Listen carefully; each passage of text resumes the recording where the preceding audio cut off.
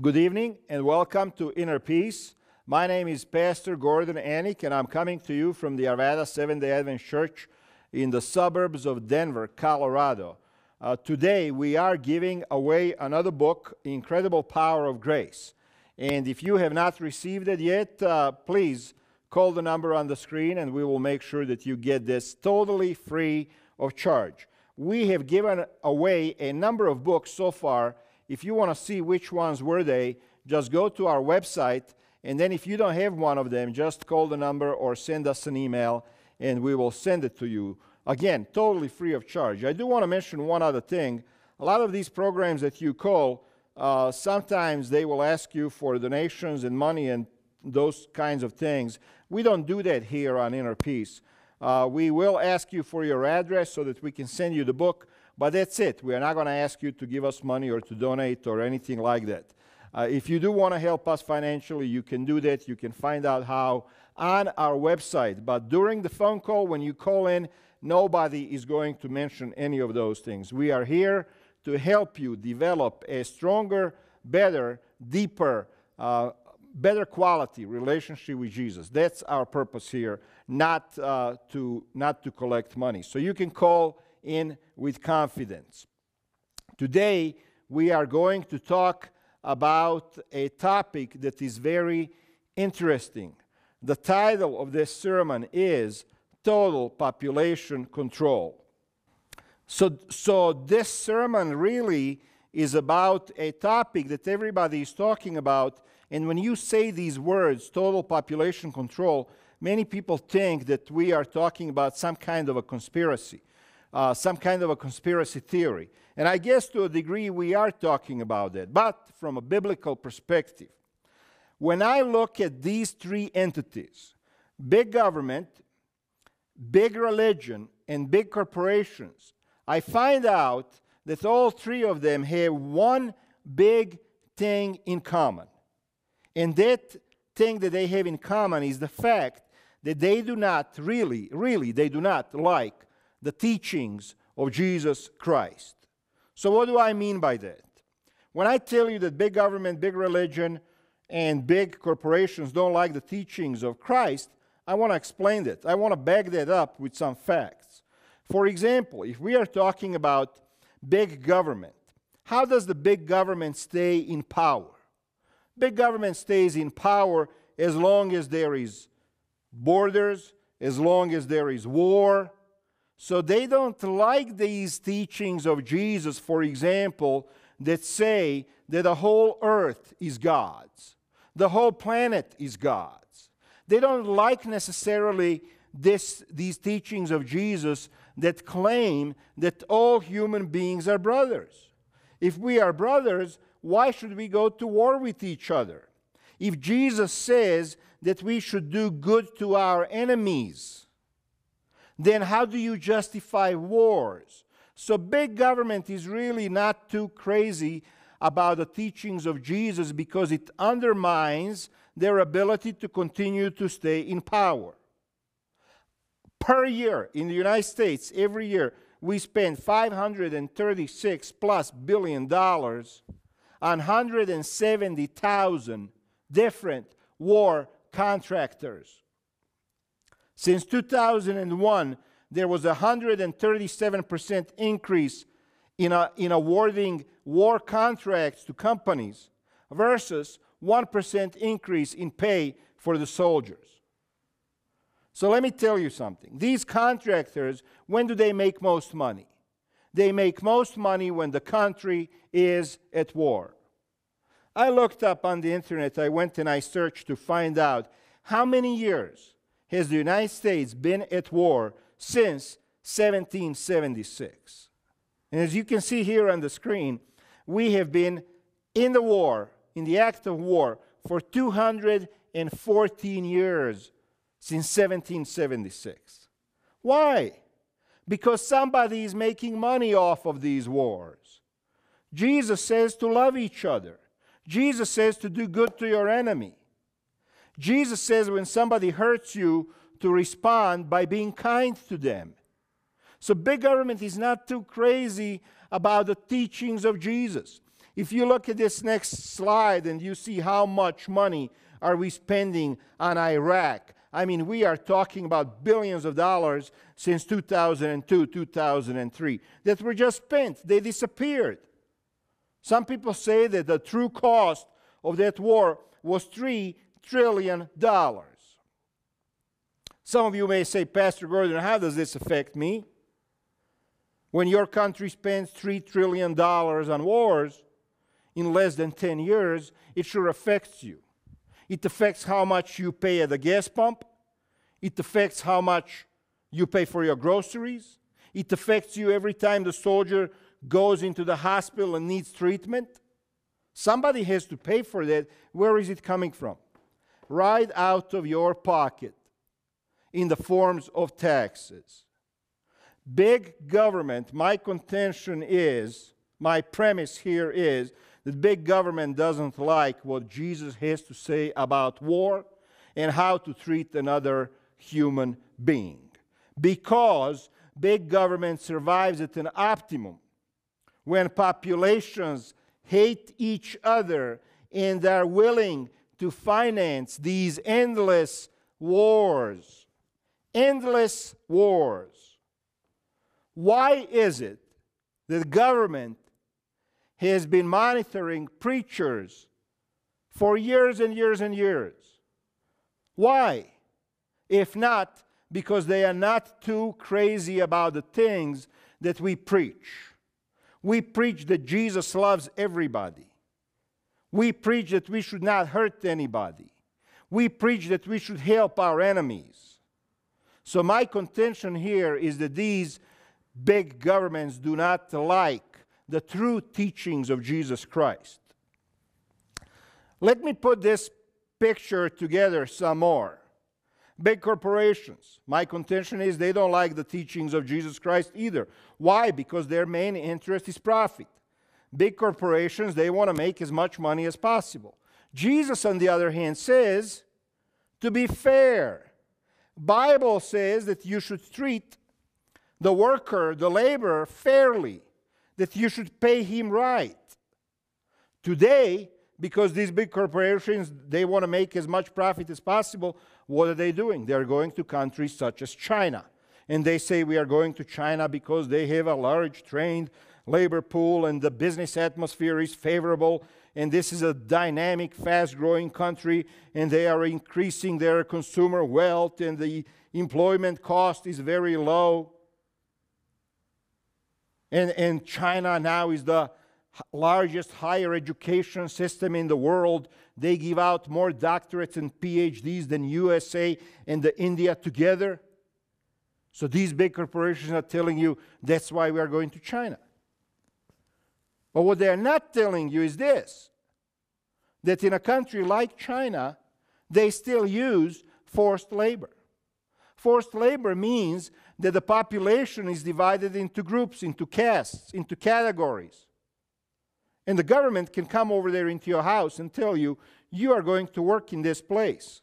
And this is how much money you are going to have. And it is not uncommon for workers over there to live in prison-like conditions. No overtime pay, no sick pay, in many cases not even lunch breaks, no safety regulations, no insurance. That's why corporations are going to China, because they want to make as much profit as possible. And over there they will. Over here in this country they won't. They don't have to pay fair wages. They don't have to pay for the pollution cleanup. They don't have to pay for the health insurance. If you're a worker over there and you get sick, you get dragged out of that building and put out on the street to die. Nobody cares. And there is also massive government subsidies that these corporations get. United States cannot compete with that. So these corporations, I tell you also, do not like what the Bible teaches about labor. You shall not oppress your neighbor nor rob him. The wages of a hired man are not to remain with you all night until morning. This is Leviticus 19:13. In Deuteronomy it says, you shall not oppress a hired servant who is poor and needy, whether he is one of your countrymen or one of your aliens who is in your land, in your towns. You shall give him his wages on his day before the sun sets, for he is poor and sets his heart on it, so that he will not cry against you to the Lord, and it became sin to you. Even Jesus, when he was talking to his disciples about going and preaching the gospel, he says, if you go into a house and they invite you to stay and they feed you, Jesus says in Luke chapter 10, verse 7, stay in that house, eating and drinking what they give you, for the laborer is worthy of his wages. So big corporations have the same goal as big government, to suppress the true teachings of Jesus Christ. Big Christianity is not necessarily the same as teachings of Jesus Christ. Big corporations love to promote nationalism, us against them mentality, divide and conquer.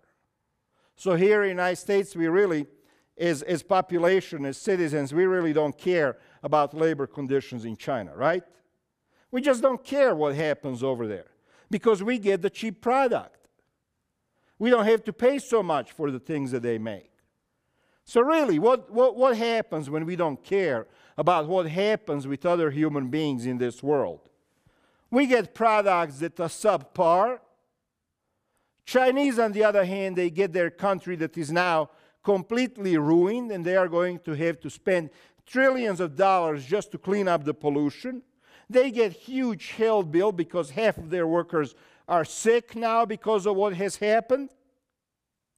So you get some cheap products that you have in your garage. Their country is ruined, but look at what's going on the Wall Street. Record profits.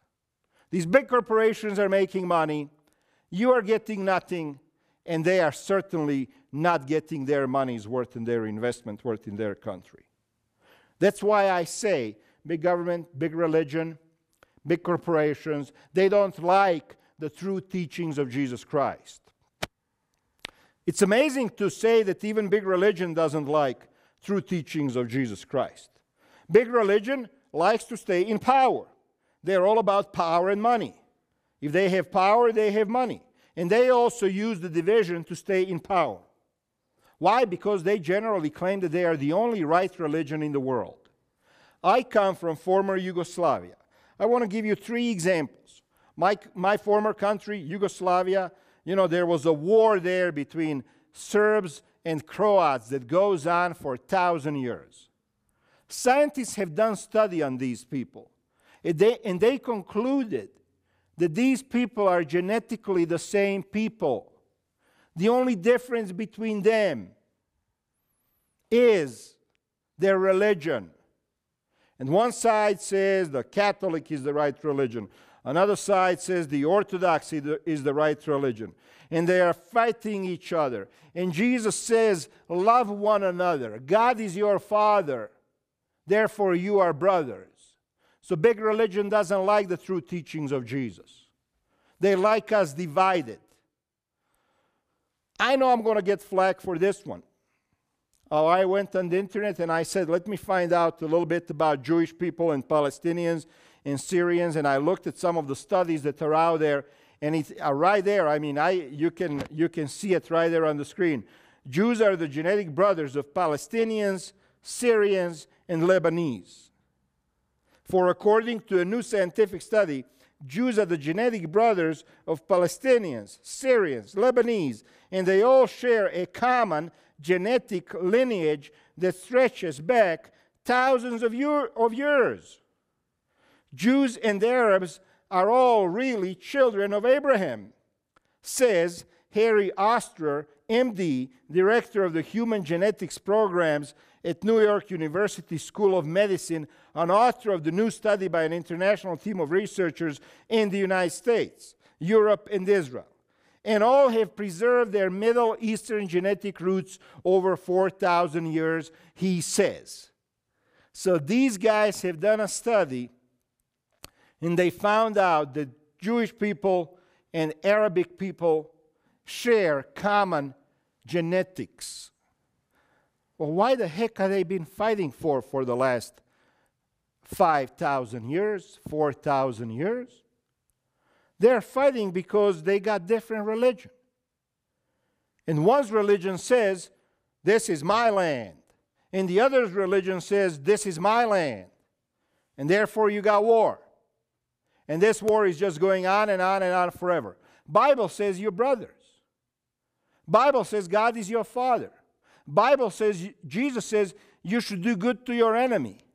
You should love your enemy. What good is it to just love your family? That's no good. Everybody does that. Jesus says to love your enemy. So when you look at these cases, Ireland, for example, Northern Ireland, Protestants and Catholics, should I even ask, what's the genetic difference between the two? The only reason why those folks are at war with each other for centuries is because of their religion. Big religion doesn't like true teachings of Jesus Christ, because Jesus Christ says that all human beings are brothers and sisters. That's what Jesus says.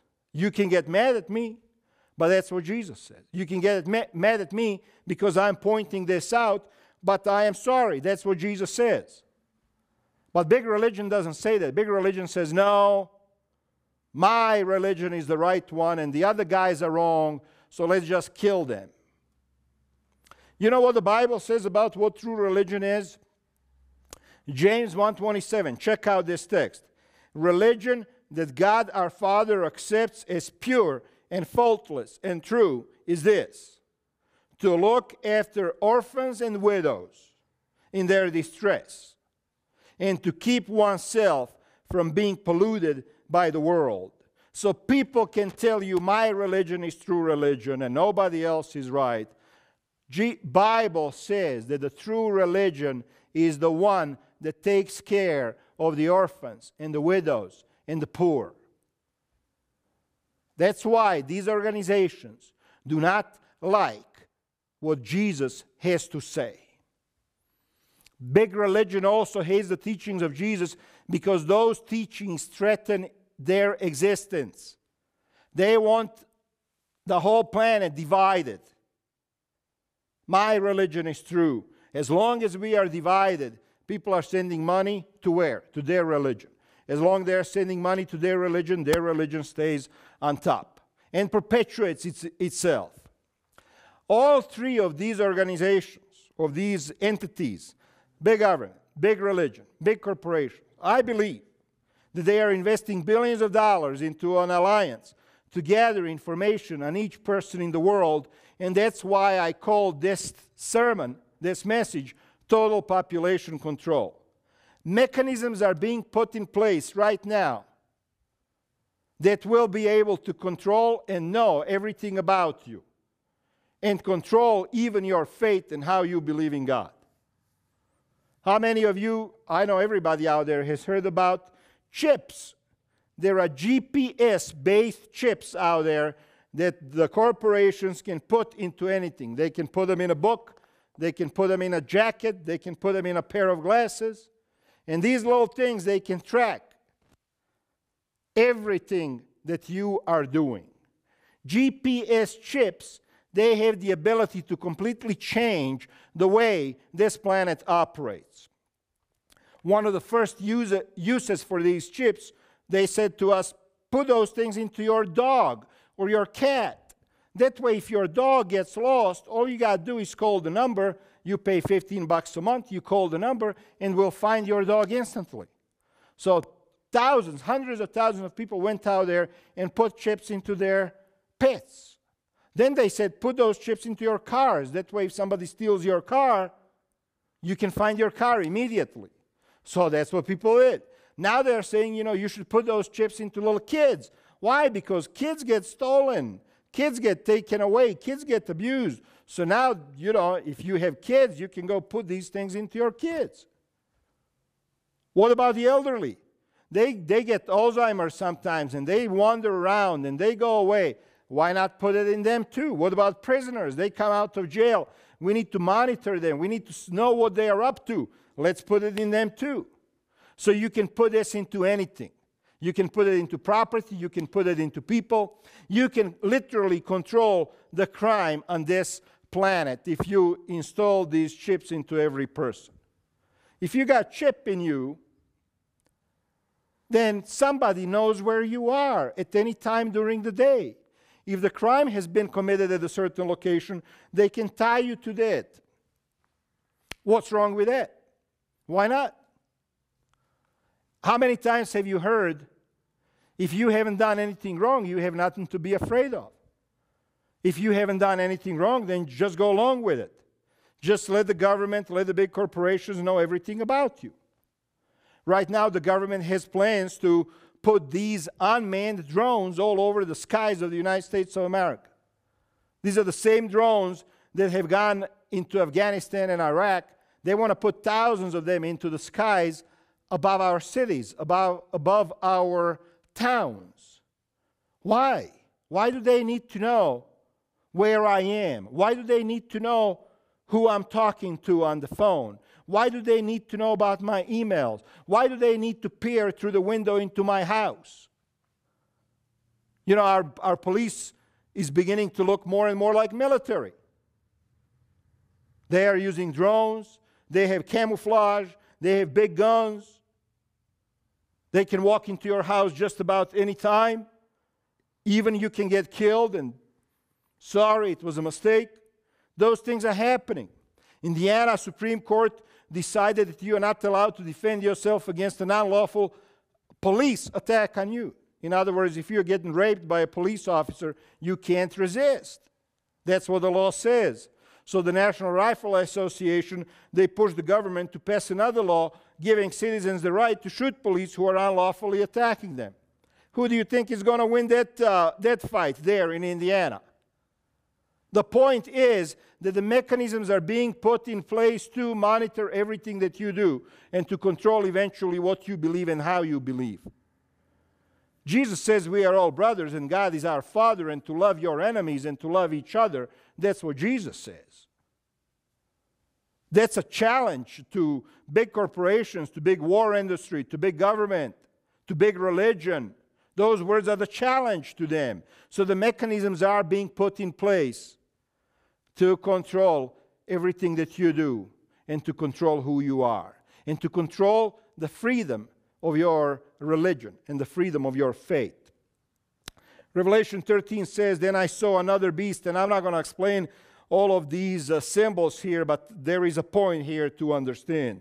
"Then I saw another beast coming up out of the earth, and he had two horns like a lamb, and he spoke as a dragon. He exercises all the authority of the first beast in his presence. And he makes the earth and those who dwell in it to worship the first beast whose fatal wound was healed." The only person I want to worship is Jesus Christ. He, this power, performs great signs, so that he even makes fire come down out of heaven to the earth in the presence of men. And he deceives those who dwell on the earth because of the signs which it was given him to perform in the presence of the beast. Make an image of the beast who had the wound of the sword and has come to life. And now listen to this. "And it was given to him to give breath to the image of the beast, so that the image of the beast would even speak and cause as many as do not worship the image of the beast to be killed." The Revelation is talking about the end of the world power that is going to force you to worship the way you don't want to worship. And if you refuse, you will be killed. And look at this. "And he causes all, the small and the great and the rich and the poor and the free men and the slaves to be given a mark on their right hand or on their forehead. And he provides that no one will be able to buy or sell except the one who has the mark." If this does not describe total population control, I don't know what does.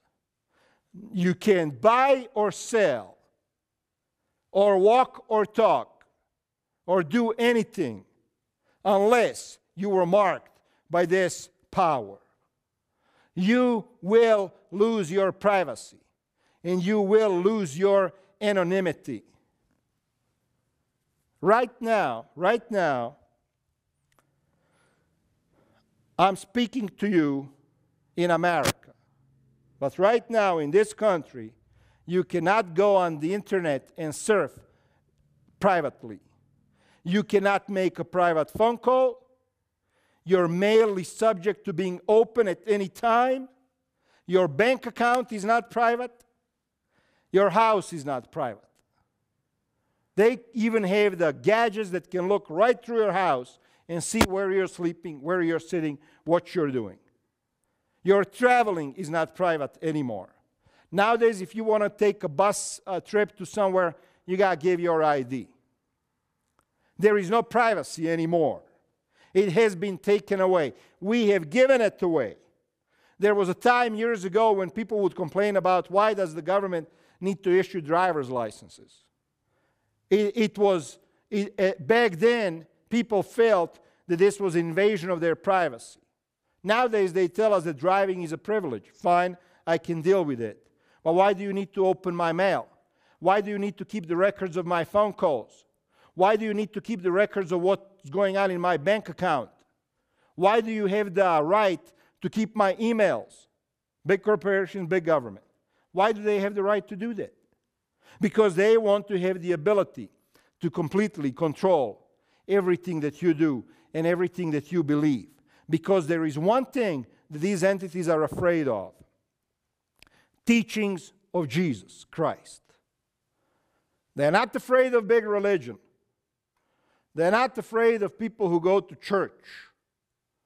They're afraid that somehow, in all of this mess, in all of this chaos, that somehow you will learn what Jesus has to say about life.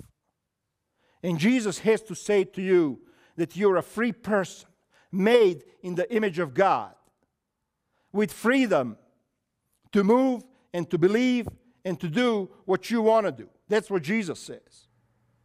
Jesus says that we should love each other because we are all brothers and sisters. That's what Jesus says. Jesus says that wars are not good. Next week, we are going to talk about things that you can do to get ready to deal with this huge invasion of our privacy that is also going to be threatening our freedom of religion. I hope that you found this topic interesting. I have preached this sermon a few days ago right here in the church, and if you want to hear the full version, which was much longer than tonight's, just go to the YouTube and check it out. God bless you, and see you next Sunday night.